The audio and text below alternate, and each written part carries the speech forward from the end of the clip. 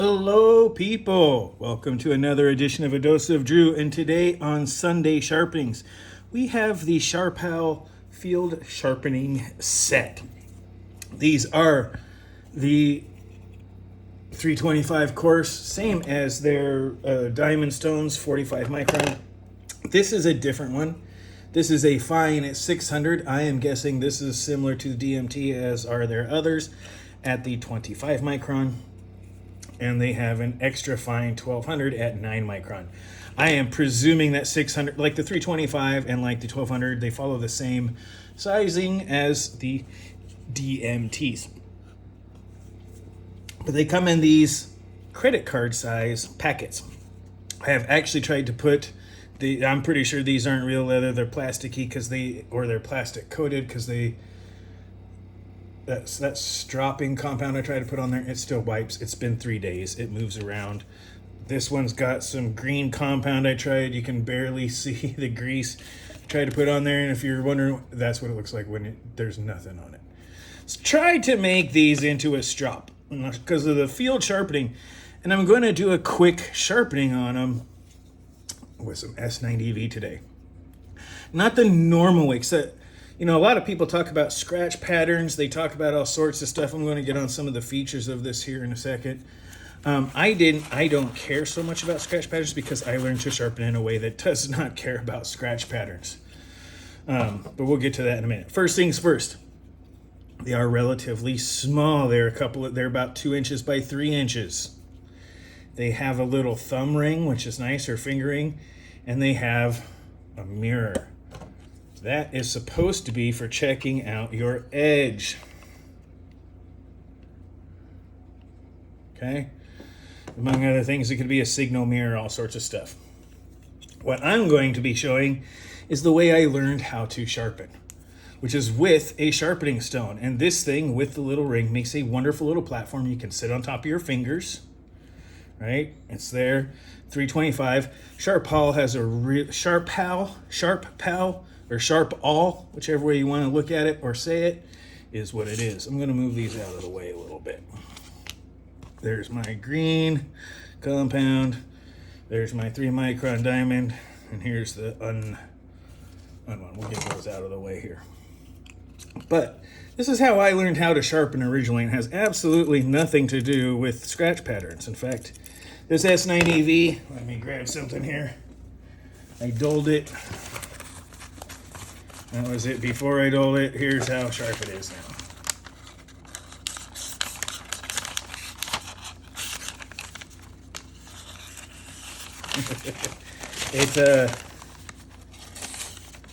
I can tear the paper.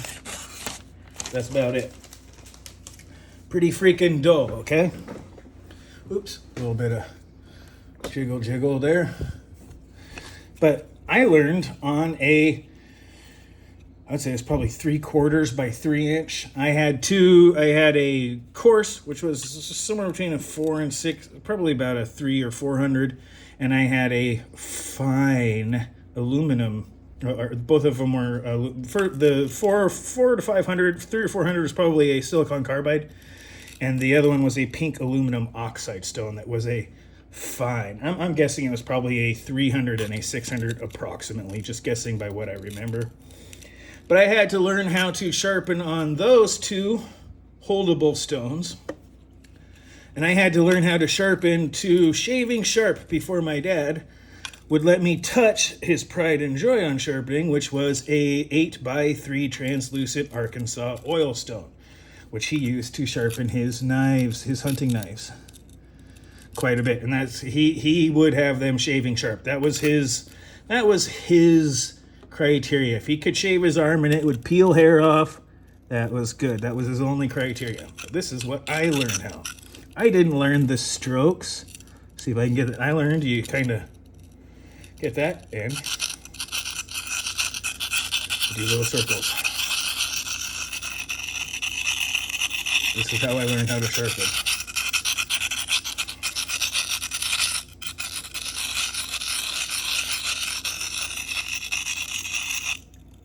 Yeah, you got to know where it is. You got to know where your apex is. You got to know where it is. And you got to hold it. It is not as easy as the other way.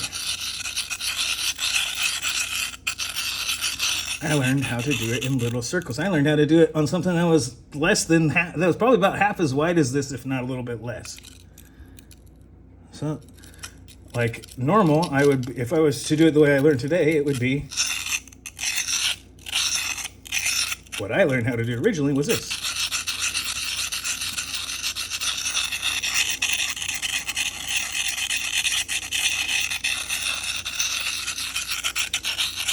This is how I learned how to originally do shaving sharp. I'm sure there are people who like to go back and forth. I originally did that, but I had to learn how to do it this way. And I never had a stone that was quite this rough. So it will get a little bit better as it breaks in. This is still...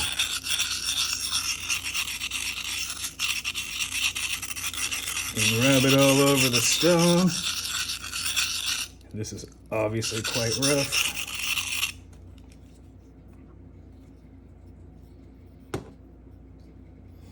Don't quite have a burr everywhere.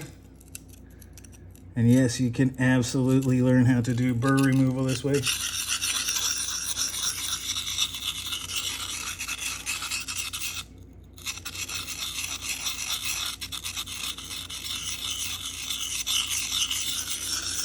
So I learned on a 400, a 600, and then a translucent Arkansas. And I'm going to try and do this whole S90V this way. On 3 stones, and then I'm going to use that other stuff as a strop.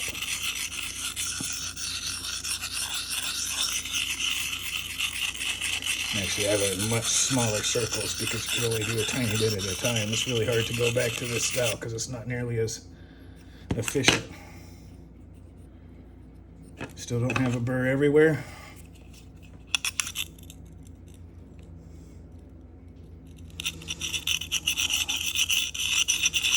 Alrighty.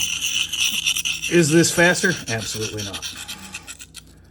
Doing it back and forth and all that sort of stuff and doing the lengthwise is to me much faster. But if you have a little tiny stone that you can only hold between your fingers, the other way is still probably better. But I learned how to do it this way, and it is definitely not my favorite. And as I've learned more, I've gotten better.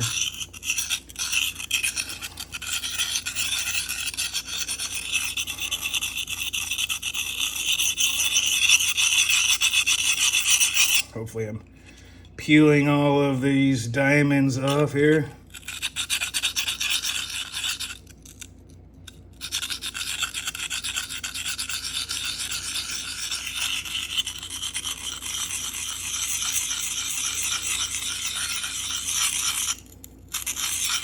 Anyone else out there learn how to sharpen this way?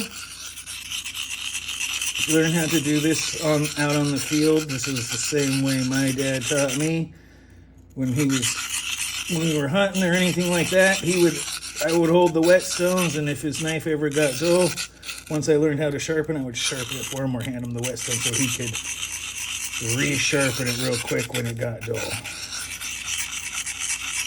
And he liked the rougher edge because he was working with soft material like deer skin and all that sort of stuff, and he liked the slightly toothy edge in order to get there. All right, where are we at? Got a burr on the back.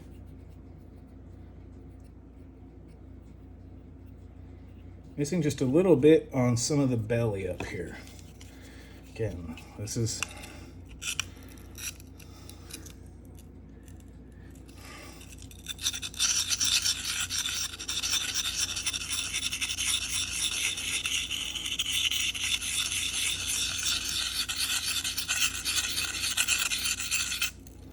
yes, this works the other way too, where you can hold the knife steady and move the diamonds, move the stone around.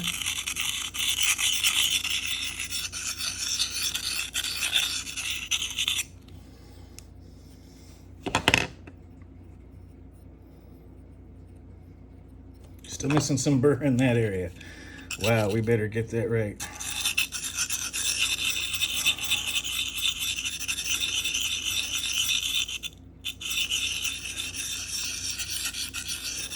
This is not going to be the funnest thing, but I ain't trying to do this for most craziest edge. I'm trying to do this with the idea that this was made absolutely, positively, properly dull. There's a burr all the way across. You're like, now what? This is why I learned the ambidextrous method. Because now I can still see where that edge is, and as you can see, fairly even all the way across.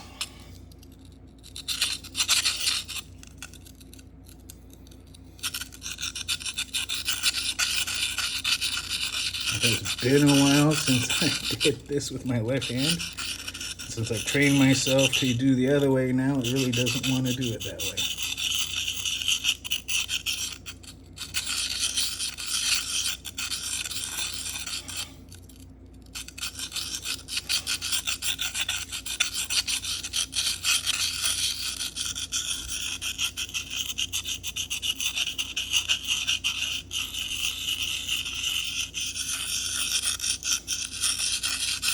Well, it has been a really long time since I practiced this, I can tell. I did this without trying this to practice this first. I'm just doing the straight field sharpening I learned.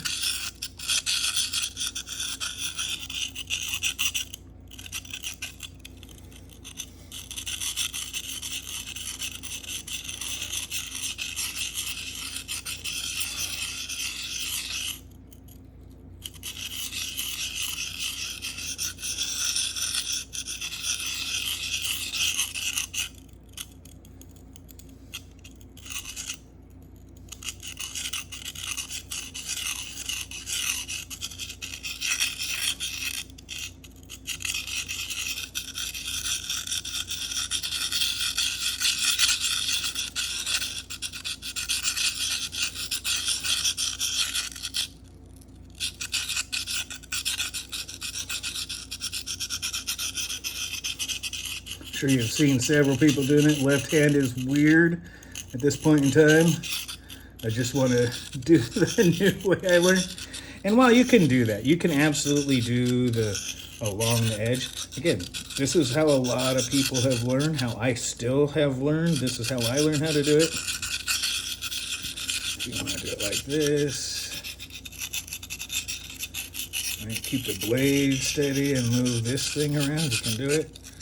You can keep this steady.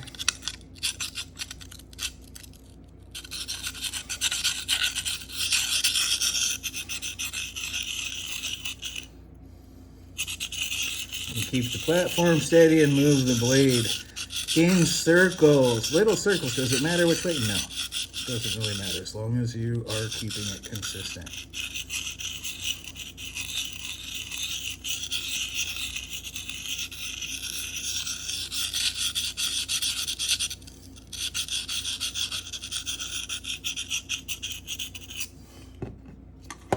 Feel that burr. A little bit on the belly still. There's my platform. My fingers are not in the path, and so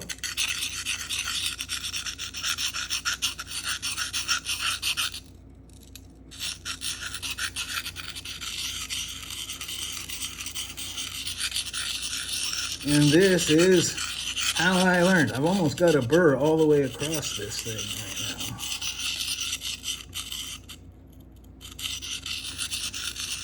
And that burr would mean that I've done that whole bit. So what does it? It's not quite even, but you can see that I've got mostly even on this side with almost all of the Sharpie gone. Sharpie went a little bit high on this side, but you can see I've got this almost gone. So I am almost at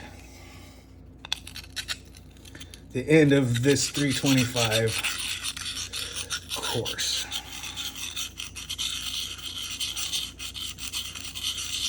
Is this the best technique? The best technique is the one that you can do. So if the best one that you can do is to hold your knife and move a stone around it, but you can do that, and you can do it consistently.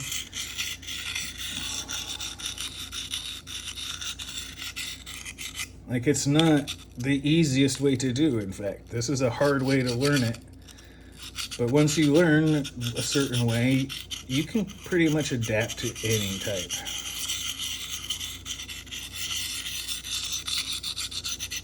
And actually, to get this last little bit here, I'm trying to remember if I can do this or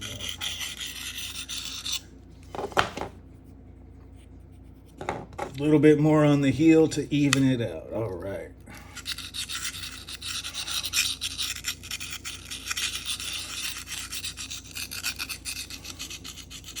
You're like, what does that mean, Andrew? Well, here's the thing. I have a burr on this side now. This is how I learned to deburr. It was actually the reverse stroke.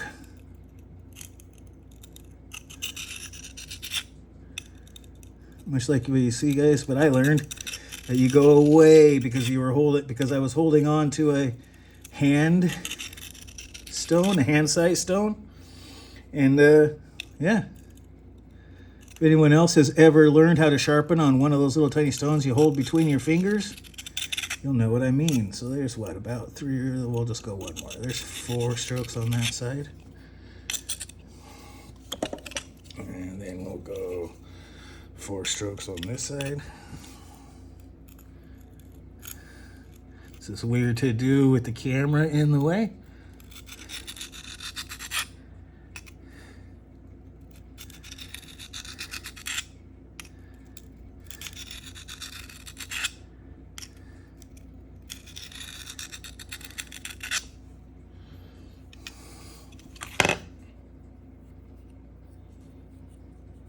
In fact, it was enough to put just a tiny little burr on it again, so we'll go down. 1, 2, 3.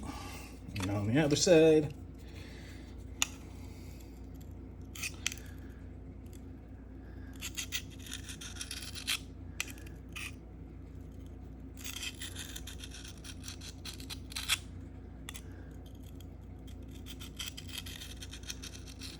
There we go.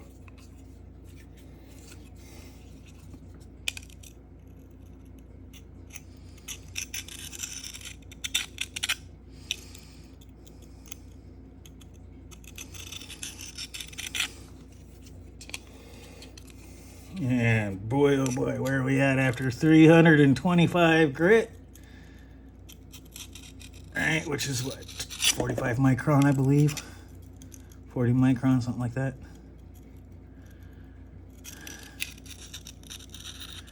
There's my 2. We'll go to our singles here. Oh wait, that was 3. 1.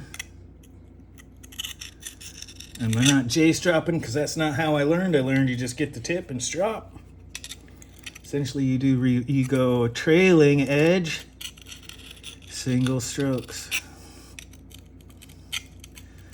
Or you count down a little bit and you just go light. And I learned you go trailing. I have since learned better, but this was the original way I learned, and I'm going to keep trying to use them this way.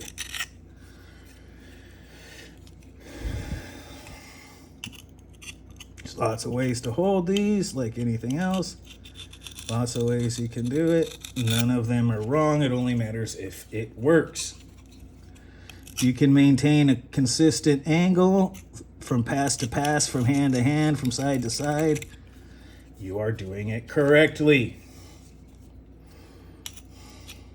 Your method just needs a little bit of help. So there's 325. First things first, let's check what we've done. Couldn't even saw through this paper before. Let me get a different area here.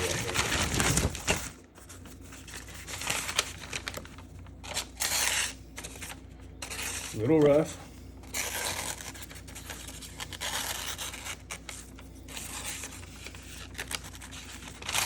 Is it the best Apex ever? No, but it'll cut.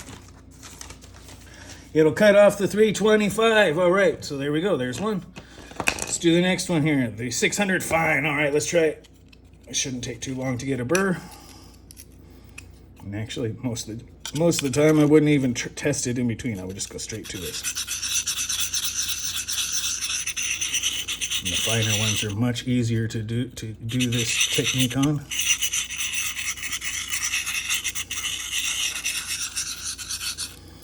I'm just less good at fixing chips and much better at sharpening and honing. But if you're someone who cares about scratch patterns, this technique is going to mess y'all up. This technique is going to be, oh my goodness, the scratch pattern. Wow, look at that. And keep trying to use the method I learned on. Once you've got that edge set, this is actually pretty easy to maintain on something like on something a little bit smoother. That 325 is brand new, still getting broke in. Second knife I have sharpened on these.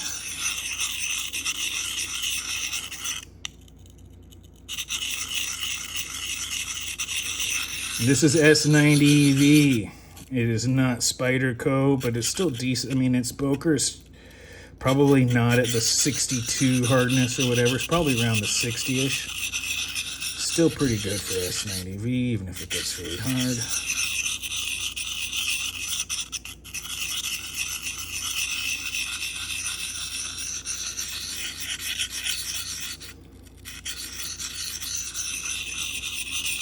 All right, how are we doing on a blurb? Use a little bit more on that bottom, on the flat here.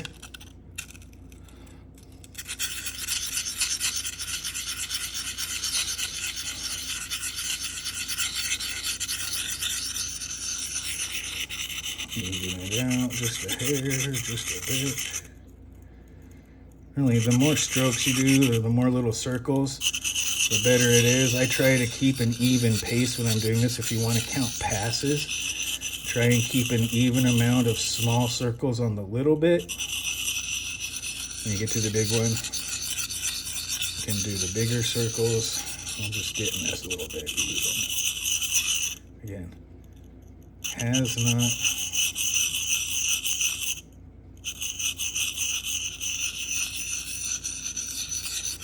hasn't been used that much. And this 600 produces quite the low burr. But I still need a little bit more on this heel.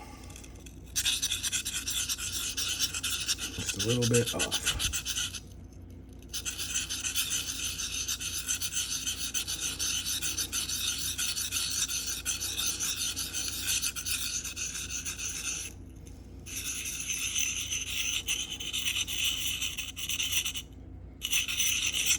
Got a decent burr on the belly, but it's not completely even. So, what I got here now? Oh, besides a bunch of metal dust right there. Ground some metal away, baby. Ground it away. Fairly even burr across. And it's small. You can even see the new steel that we've peeled.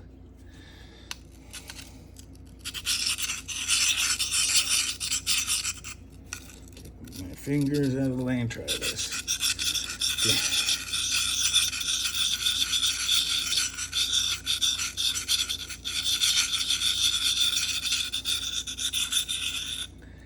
If any of you are wondering, it does not matter the direction.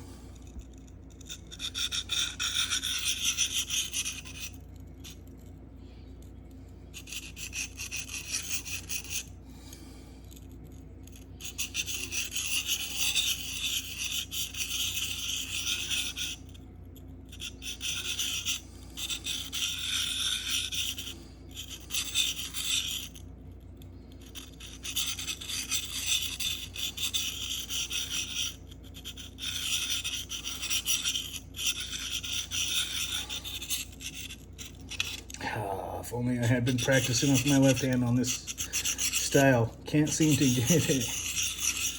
Can't go as fast with my left hand. I am definitely out of practice on my ambidextrousness on this style. Luckily, it's only about doing it, not which direction you go or how fast it is how many strokes.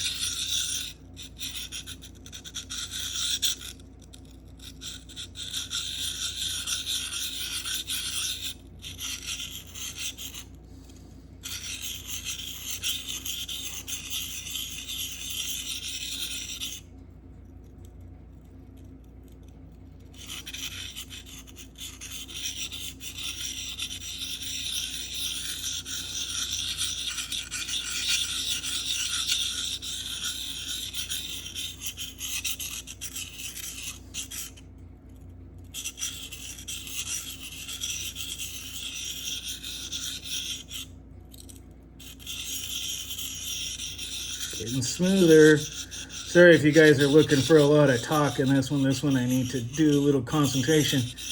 But it seems like it's happening really well. A lot of burr on the upper part, on the belly part, so let's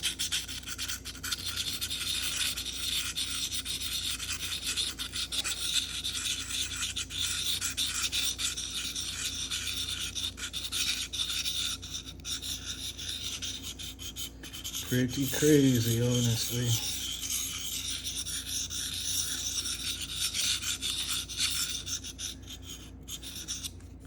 Before I go dropping into my new style that I have learned, almost even all the way around. So S90, this S90V isn't too bad. This is taking quite a while. It's not my favorite. This is a different.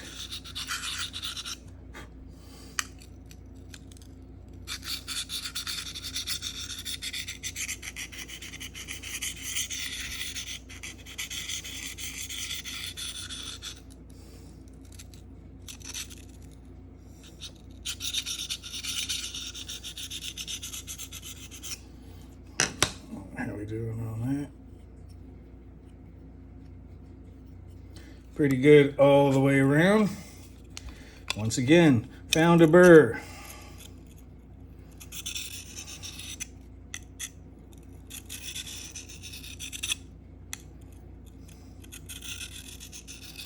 Three strokes is almost enough to get another burr. Any more than three strokes and you're playing with it, so I've been told. For those of you who caught that, more than 3 times you're playing with it.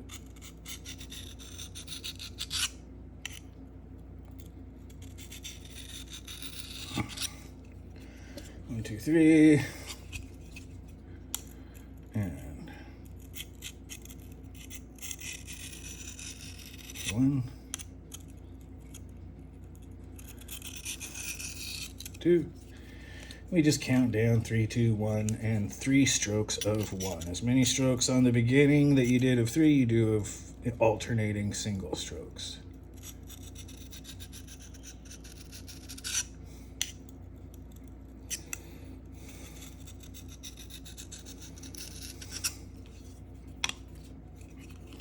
Now, if I were doing this in my new way, I would be doing these edge leading because my fingers are out of the way, but I want to show that you can do this lots of different ways. 1.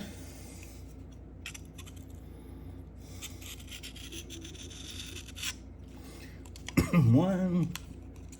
Going back and forth.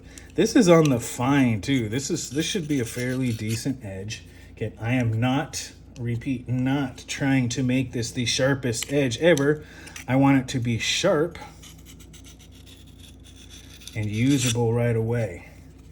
Or if I had to bring this from an absolutely dull knife to sharp enough to do lots of different stuff, I could. And that's what I'm trying to get.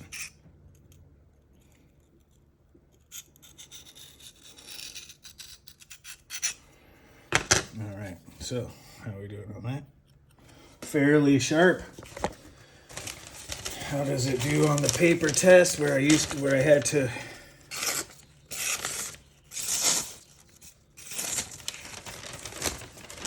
peel this out just a little bit so I can do something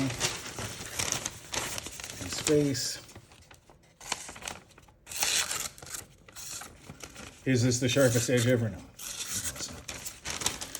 In fact, if I were to do this right now, just to get us ready, I'm going to do couple of edge leading strokes just to refine that edge.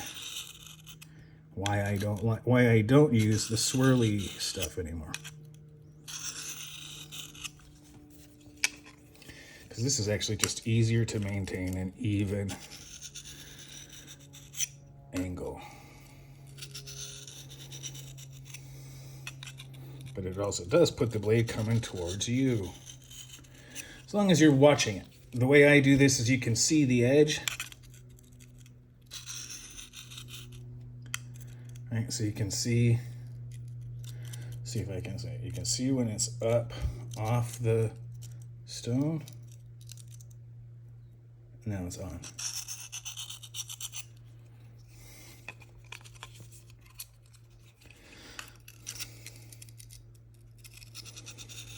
Is it the same as being able to use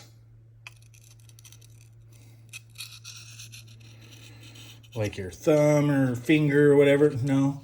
But if you're just trying to hone an edge that's already there and you can see when you're on the edge, it's not bad. Especially since you're going to be doing this in some place where you don't always have the time to make it perfect. You may have to live with just a sharp edge. If you're like, what does that mean? Well, there's levels of sharpness. There's sharp enough to cut, sharp enough to shave, and sharp enough to do all sorts of other cool tricks.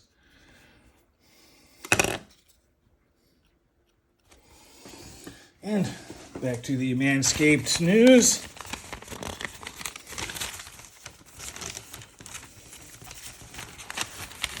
So now that I just honed it with a few strokes going, yes,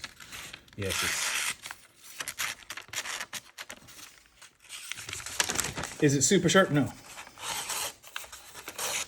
Considering that before, see, it's still tearing. It's still tearing. What does that mean, Andrew?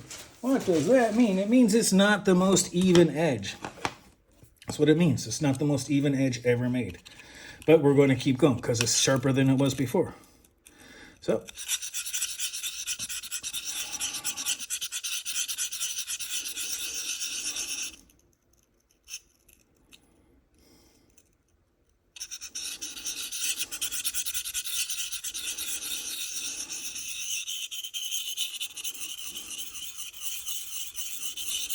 and this is even easier because it's smooth.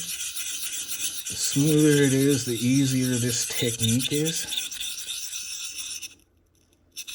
If you're trying to grind out some chips, this is really hard to keep even.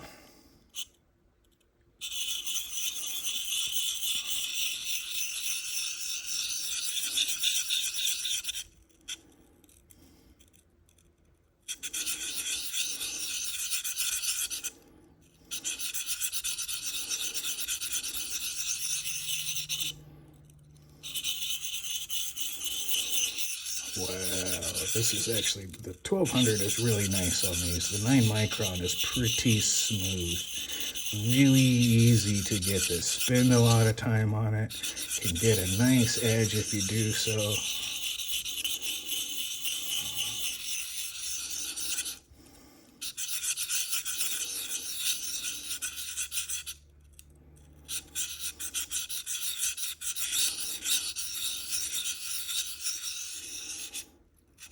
See it in slow motion, so to speak. This is going to be a long video, you guys, so stick in. We're almost done. We're at the 1200.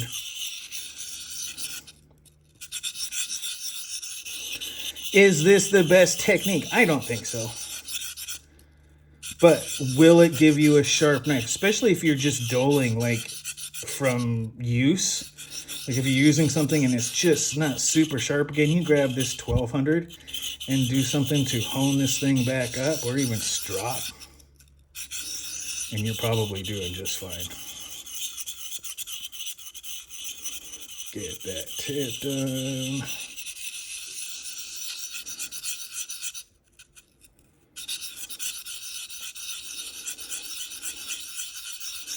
Get a lot of metal off with this side.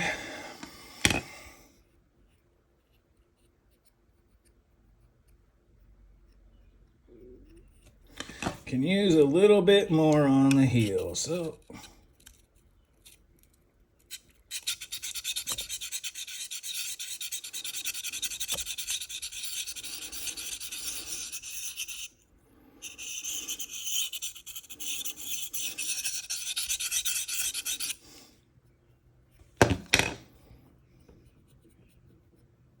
nice even burr all the way.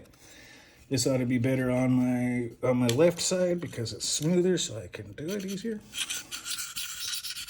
And I'm actually going to do this with because my left hand doesn't want to work around the tripod and the camera. I'm going to do this with the stone.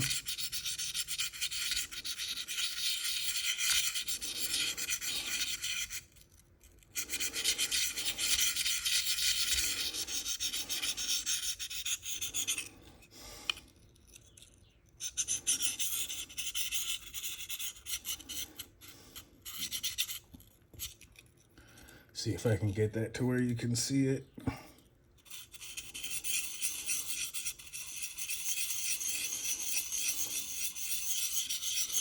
Try to keep the knife in frame.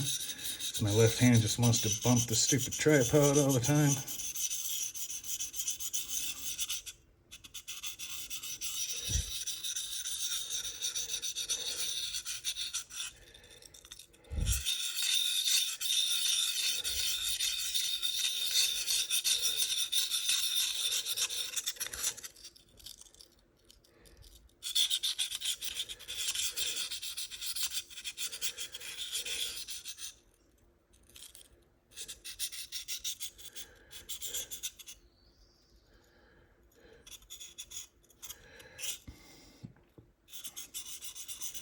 Oh boy, am I getting it? Getting some, letting it speak for itself while I learn it, while I make sure I'm doing this.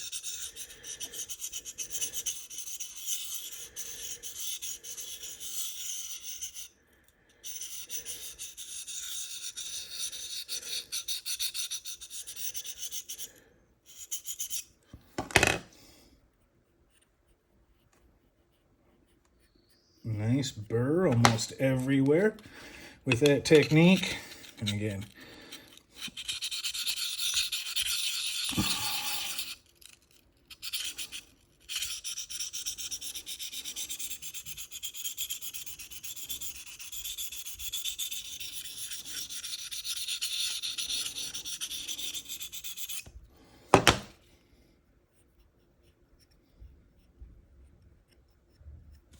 fairly even across the board, a little bit on the heel still.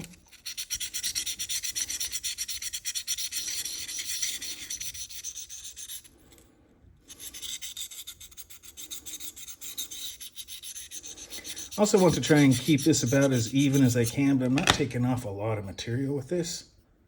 1200 with the 9 micron with the 1200 grit, so. All right. Down to the reverse strokes. It's taking longer than I thought.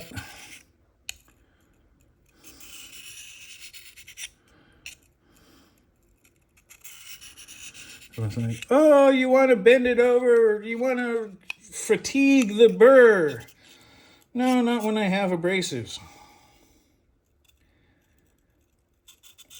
I want abrasives that are as small as or smaller than the grains that are holding of the matrix steel that are holding carbides and those pieces on. I want something that's so small it'll leave nothing behind. That's not necessarily where it fatigues. Okay? It can fatigue anywhere it bends. It doesn't mean it's going to bend right where you want it to. What you want to do is get it right where you want it. And you want to grind with some abrasive. That's why you use compound.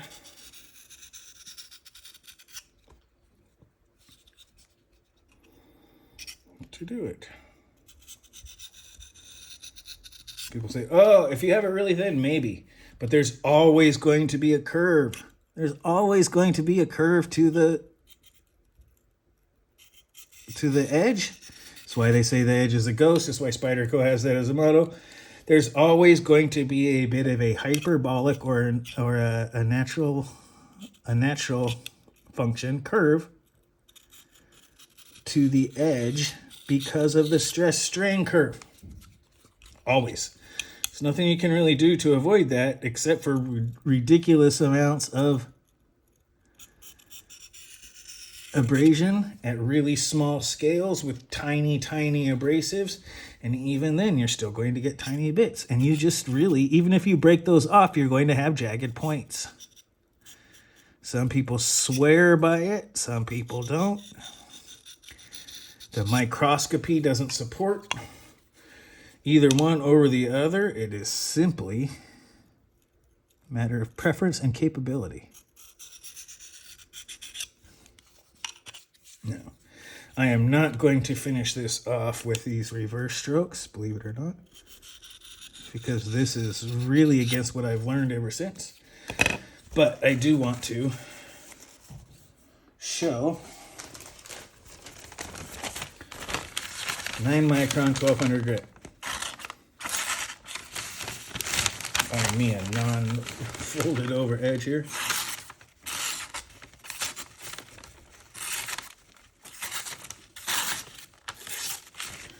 Boy, oh boy, this is too big of a piece of paper. Let's try something different. Oh, is that too rough? It is kind of rough. So, let's finish this off.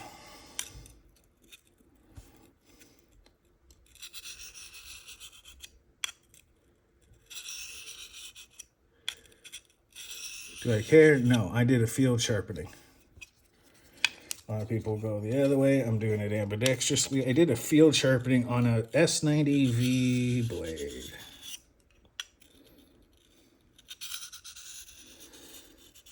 Did I roll it over? Maybe. Was I really checking the edge? No. In real life and honing, the 600 or the 1200 would probably be all you need. If you're like, what do you mean? Because that's all you really need to do to hone it. And then if you have a strop or something like it,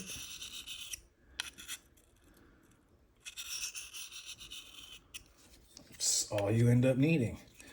So I'm doing a few more just honing passes. Edge leading.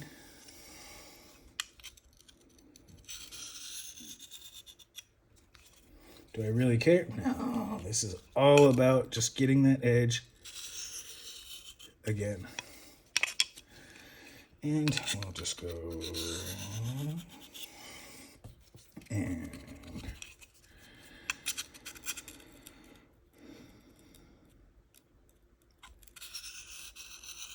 two,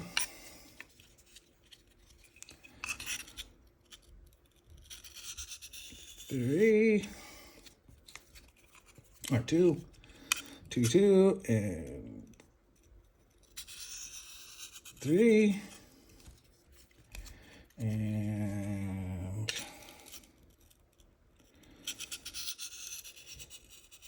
three. And just for good measure, we'll do one more.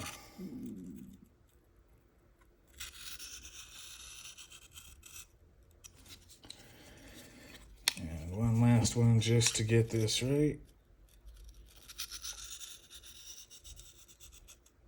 Okay. Did it make it any better? Yeah, it did. You're like, what do you mean? I mean,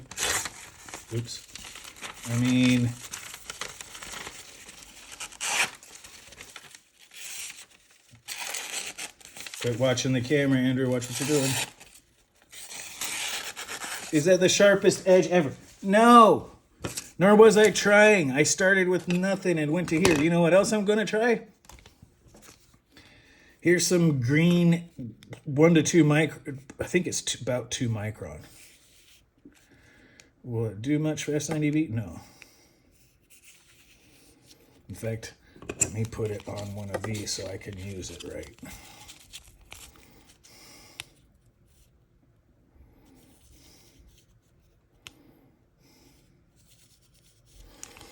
You can do this just a little bit with the edge, trailing strokes, and you do have a little bit of strop.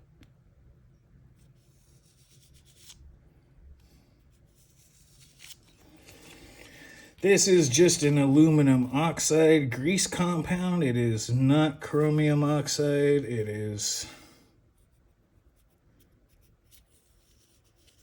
standard aluminum. It is a terrible, as you can see though, I'm getting a little bit of metal already.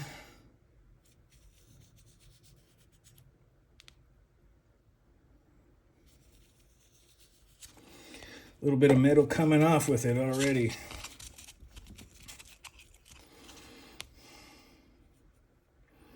So there is something there.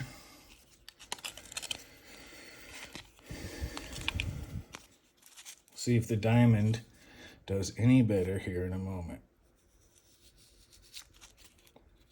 If you're like, what in the world? We'll see if it does. There's a little bit of compound. You can see it is peeling metal off.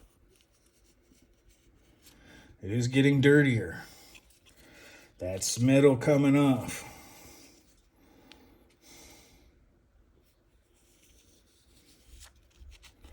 If you're going, wow, what in the world? That's what I'm saying. There's a tiny little bit of compound on there, and it does hold up good enough to take some steel and do a little bit of polishing on the edge.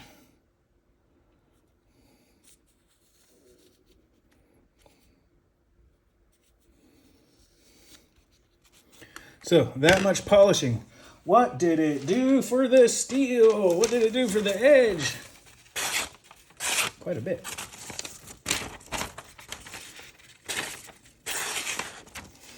Pretty smooth, but let's see if we can't improve that just a wee bit. All right. 3 micron diamond that just gets put all over the place. Let's see what it does.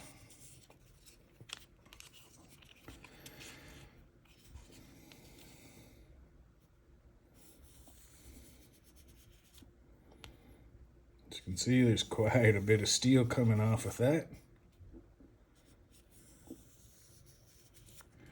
Very dirty already. So that tells me that this doing some good here. We had a bit of a rough edge. And what else it tells me? Strops are awesome. Look at that. That smearing diamond cream stuff is peeling steel off like mad. See how dirty that got already? In case you're wondering, that's clean. And look at the difference between the two different kinds of strop. Diamond is killing it here. Ooh, I keep smashing stuff into the old. So let's try this. Let's go down 1. These things suck as strops. I'm pretty sure they're plastic. If there's any leather here, it's just plastic coated. Do a couple of strops on the back here. Just again, it is just some 3 micron, 1.5 to 3 micron Tech Diamond tools. Diamond paste. Don't even have it here no more. I put some on here a couple of days ago thinking it would be dry by now. It is not.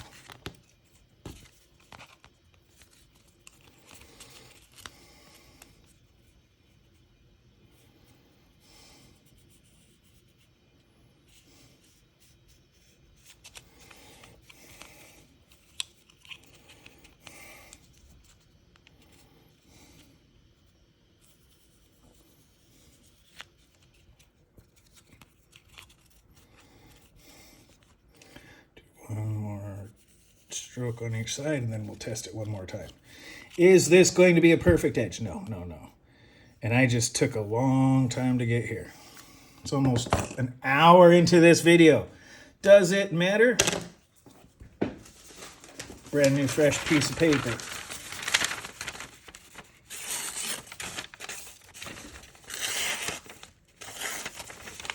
Is it the sharpest edge? No, I have, I mean, I'll tell you right now, I have personally sharpened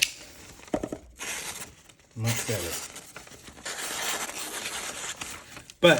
And I took a long time in a weird way. So what's the point? If it's not a crappy sharpener. I mean, even in a bad way.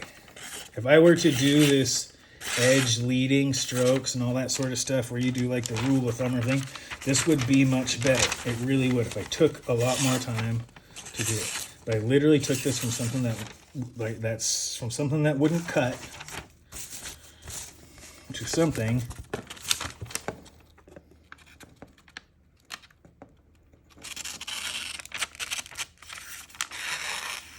that kind of will.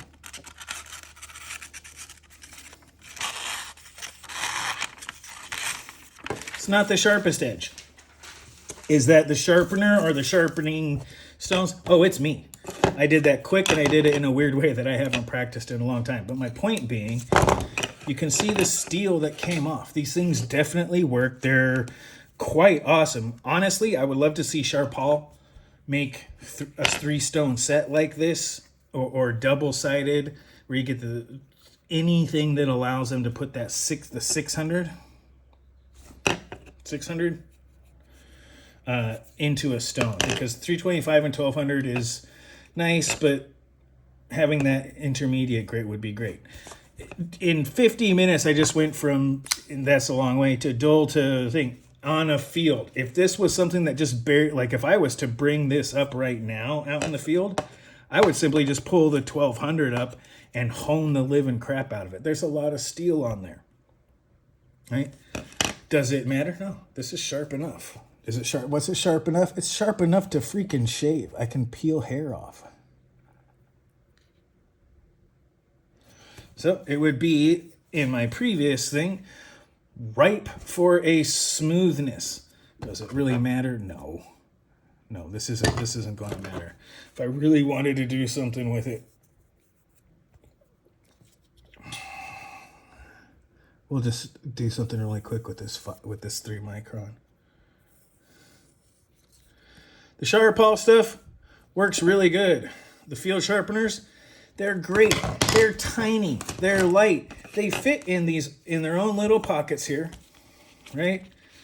They do a good job. You get 3 of them. They're incredibly light. Right? If I'm going to show something here, let's do this. If you put these in a pack, you want to go just one of them, a couple of ounces, little over 6 ounces. But if you don't feel like you're going to need to completely resharpen from coarse, you can take the 6 or the 12 and you have something that's just a couple of ounces. Right? You put just those 2 in there. Whoa, a lot less. You only care about having the 600 because you want a toothy edge. Well, guess what? This will do it too. So, and you can, it doesn't do it very well, as you can see, but you can use the leatherish, plasticky leather case as a strop. Nothing else. You can absolutely just use the plain and give yourself a little bit of a polish. Will it do much? No. It won't, especially for something like S90V. Is it sharp enough? Yeah, this thing's sharp enough. Like, it is quite literally sharp enough. Will it cut paper smoothly? No. Did I do it? Is that supposed to be what this was? No. No. Quite honestly, if you guys want to see me take this to super sharp, that's fine. I also, since I'm going to be doing it on the next sharpening video, we're going to be going from an Atoma 140 up to a 1/4 micron diamond paste. And I'm going to reprofile the 15V Shaman here that's at slightly different angles. So that'll be coming up where we'll go through the entire progression. I'll go through how to do that. Not going to speed it up, and we'll try and make it a bit less than the hour this video is. But that was our Sunday sharpenings here today. S90V and the Sharpal Field Sharpening Set. These are credit card size sharpeners from 320. They come in 325, 600, and 1200, or 45, 25, and 9 micron. They come with these plasticky leather bits. You can put some compound on there. It will take it. And then as you can see, it will just sort of kind of work. But for something that you want to do a quick field sharpener, if you wanted to do something on there, just get the 1200. If your knife's starting to get a little bit dull to where you go through, you can easily field sharpen on this 1200. Get that really sharp on that extra fine and bring that slightly toothy sharp edge back. Or even the 600 if you only care about having a slightly fine edge, but you want the extra cutting speed. These things work great. They're not the best sharpeners. The Sharpal has a lot of different sharpeners that kind of work better. This was meant to show you that the S90V can be sharpened quick from absolutely not sharp all the way up to basically shaving sharp. It also shows you the difference of what, like when you see people using the paper test, it's still a good test on sharpness. Like, does it tell you exactly how sharp? No. What I have here is a very rough. In fact,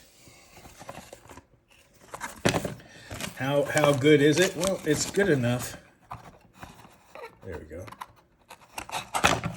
Looks here. It'll cut through cardboard pretty quick. It's sharp enough to use. It's a sharp knife again. It went from not even being able to saw through paper to where I can absolutely do so. And I can cut through most things. It's S90V and it'll do well. Is it perfect? No. In fact, I would redo this edge, and I probably will. But right now, this is what it is. And it's worthwhile. It's worth taking a look at. But this is where this knife got to within an hour. Is that how long it should normally take? No, this actually took longer than I thought. This knife the S90V is pretty well heat treated, and I haven't done this technique in a while, and it took me a lot longer than it would if I tried the other technique. But not only did that show you a technique, but it's a one that you can use with field sharpeners. If a little bit of practice, you can get even better at it than I am. I haven't done it in a long time. I have learned the new edge technique, or back and forth, whichever you want to talk about it, these sort of passes instead of the little circles on a little tiny thing. But at the same time,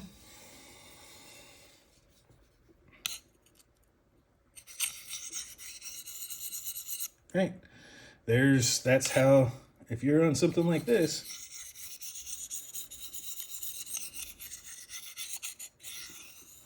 that's still how a lot of it gets done. A lot of people do it. So there is some use to this technique. But honestly, I still like this. I still do a lot more of these. And pass on pass. So lots to be there. This is a Sharpal review, but at the same time I was showing a new technique. So long Sharpal review, and just something to be looking at, because this does a lot of cool stuff. But anyway, that'll be it for today, you guys. This has been the Sharpal, whatever you want to call it, review of these credit card size field sharpeners. If you don't sharpen a lot, or if you're a hand sharpener or anything like that, and you just like don't want to spend it, these were around $40 for all three of them, I believe. It was not that expensive. They're like less than $20 for one of them. And yes, it is at any one of these absolutely sharp enough or cutting and good enough to use just one of them so you can hone in the field.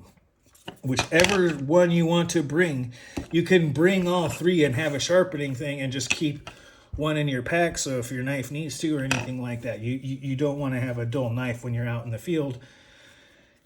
And for something larger, you got some larger knives, you got some other hand style cranks. You know, there's some other stuff out there. But in fact, let me grab one. for anything that's slightly larger, you can still use it. Right, this will still, for a larger hand knife, being able to do a really, really long blade on a little tiny thing like this, yeah, you're going to have to figure out how to use it. You got a big blade and a little tiny sharpener, you can do it. You just need to learn how to do it.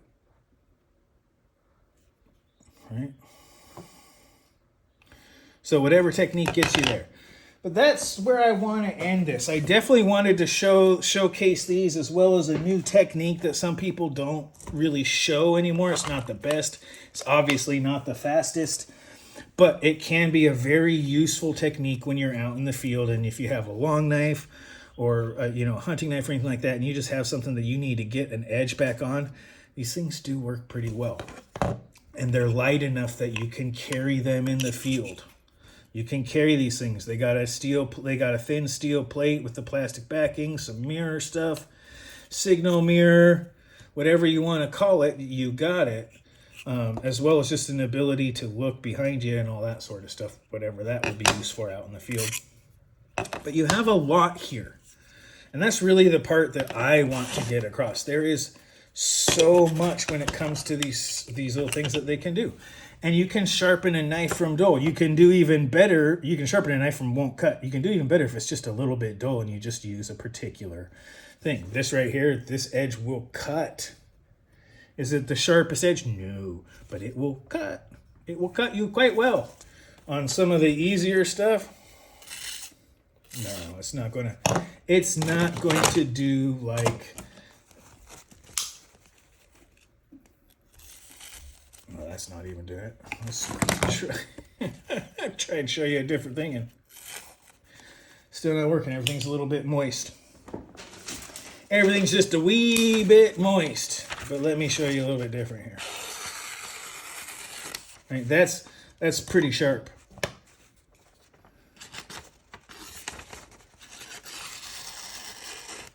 Is this still pretty sharp? Yeah, it's just not as sharp. And it takes a little bit to cut into it. Oh well. There you go. The Sharpal Field Sharpeners credit card size, a long Sunday video. May or may not get it. You guys may or may not watch this whole thing. Put it in your to-do list or whatever you want to as far as what goes on this, and then see what you can do. This has been a sort of display of a different type, as well as using the Sharpal Field Sharpeners, and really anything that's in that smaller handheld stone size can be used in that same method and can be used to make and keep a knife sharp. It's not the best technique. It's not the technique that always yields the greatest sharpness, but it is a technique that can yield sharpness. Especially if you're trying to go for speed, you want just one like the extra fine, and you want to just quickly get an edge back on there, much like how you strop. If you have a strop, that might work even better. But there you go. Come with their own cases, relatively easy to take with you. If I were to make a recommendation, I would say take either the fine or the extra fine and take it with you on, say, like a hiking trip or anything like that. These things work really good, and you have the ability to put them in a case and even have a little bit of strop on the case, strop compound on the case, so that it will take a little bit of that steel away when you go to use it. But I'm going to go ahead and end this here. This has been both a demonstration and a review. Sharpal is probably is emerging easily as my, if not the favorite, one of my favorites in the Chinese sharpeners thing. Their diamonds are very well made. Their diamond stones, they have a great method of keeping grit contamination out, and they seem to be very even in their grit coverage, which is really nice. They're meaning to make good sharpening stuff, and they do so. There's other reviews coming up. I'm going to do a brand spotlight on the Sharpal with the stuff that I've used, as I think they have pretty good stuff for a lot of different people, including something to help you learn how to hold an angle. Pretty crazy, huh? All right. So that'll be it, you guys. Go ahead, take this video, watch it twice. Comment as much as you like. Be mindful of side effects. Remember to like and subscribe. This has been your dose of Drew. I am said Drew. You guys have a great rest of your night.